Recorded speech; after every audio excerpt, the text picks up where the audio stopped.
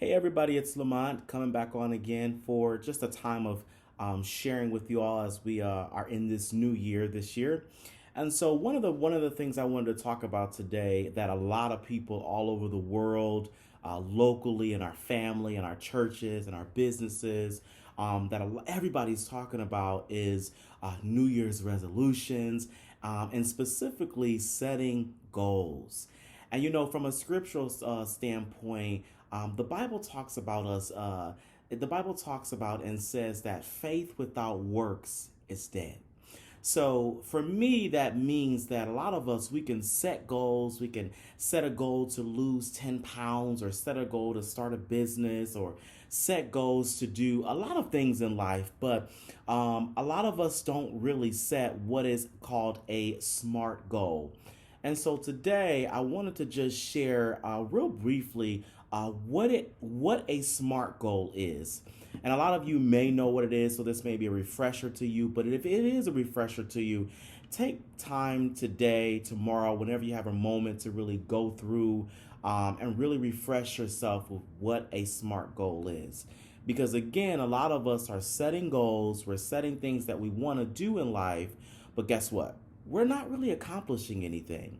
So now it's time to really go back to the drawing board, go back to the table, and really figure out what it is that God is calling you to do in this season. Set those goals and go after it.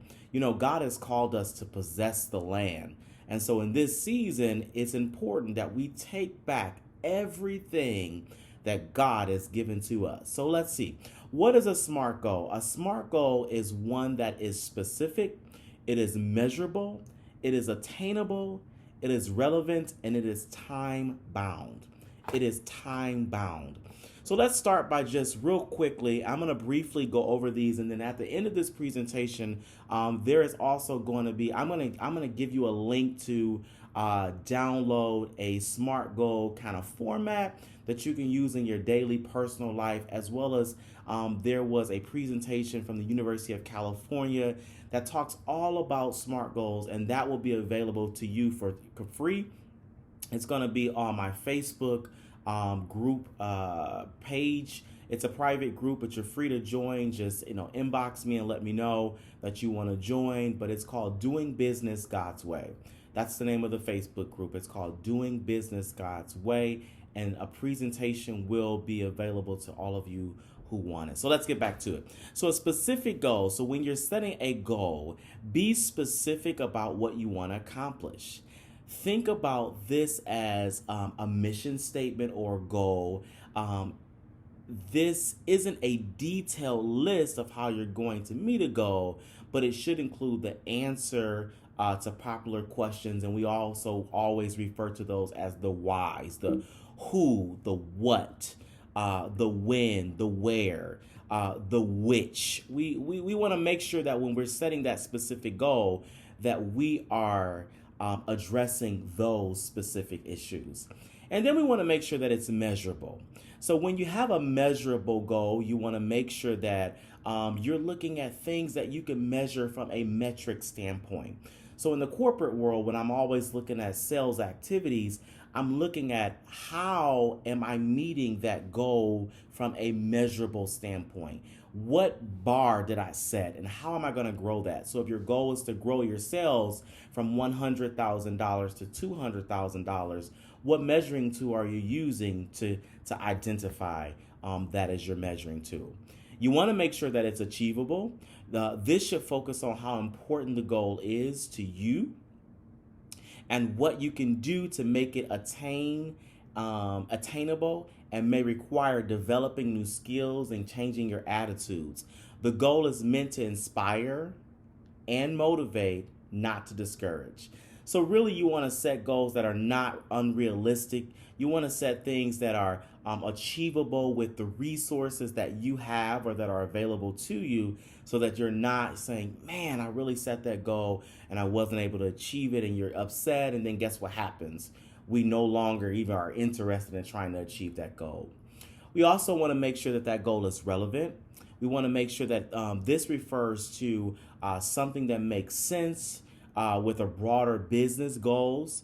For example, if the goal is to launch a new program or service, it should be something that is in alignment with the overall business or the department's objectives.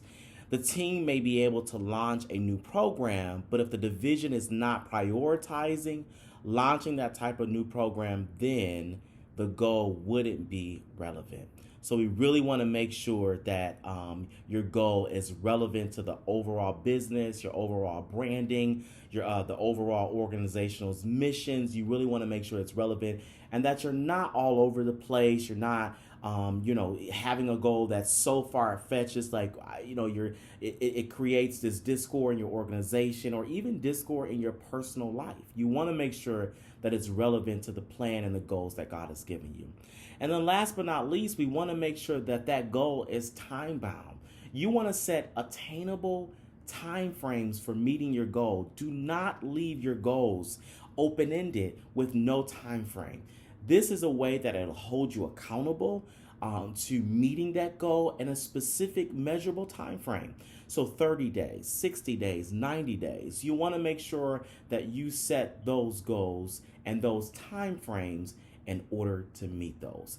So this is just a snapshot. Again, like I said, if you want full details about how to set attainable goals as we go into this new year, I will have a pamphlet available to you. So this was just a snapshot of SMART goals and how to use them and what they're about. But again, like I said, I will have a pamphlet, a how-to guide from the University of California available at my Facebook group. It's entitled Doing Business God's Way. So if you want to download that pamphlet for free, and also a SMART goals worksheet to kind of start setting your goals and make sure they're SMART goals, that'll also be available as well.